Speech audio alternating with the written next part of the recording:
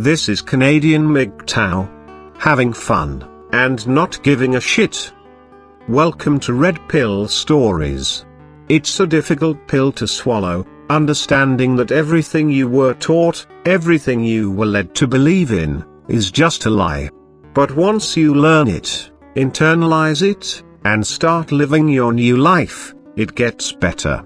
Learn from these stories. Today's video is called, The Stay-at-Home Mother. I suspect everything would have worked a lot better for me had I not married a person with an extreme personality disorder. Sadly, people don't come with those sort of markings, and she hid her nature pretty carefully before the marriage. I got served on a Friday after 5 p.m. when I came home to a nearly empty house.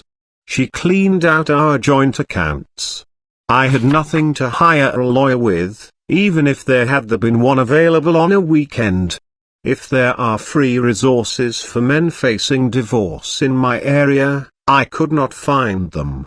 She took the children, all of their clothes, toys, books, and furniture, except for the beds of each child. I didn't have any idea where my kids were until the following Tuesday. She left no note. She and her family would not answer the phone.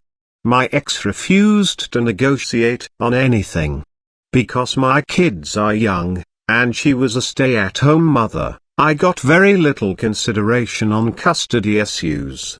No one batted an eyelash when my ex withheld the kids from me, or when she cleaned out our joint accounts. I paid for all of the lawyers involved, directly or indirectly.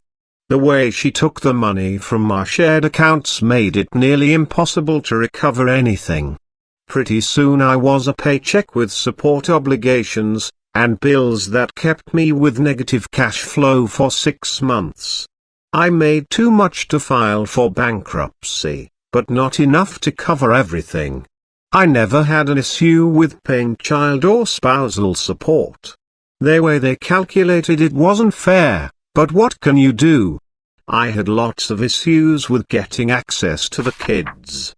After the divorce, she ignored most of the items in the final decree. I couldn't call my kids and she kept me in the dark about school, medical, and after-school activities.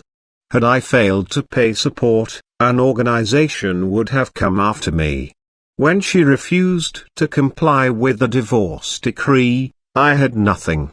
To get traction, I would have to go back to court, which I couldn't afford. It was brutal. I don't remember long stretches of the last 2 years. I held myself together, stayed employed, and cared for my kids when I had them. I don't think men in a marriage with a stay-at-home mother understand how vulnerable they are. I would never consider such an arrangement again, under any circumstance.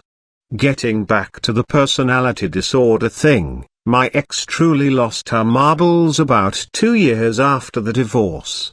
She got caught making kiddie porn with one of our kids, apparently to sell. She'll be in prison for a notably long time. I have the kids back now, and only 1 month of spousal support left to pay. This concludes this story. If you enjoyed this video, please comment, rate and subscribe. Thank you. This is Canadian MGTOW, signing off. Save yourself. Go MGTOW.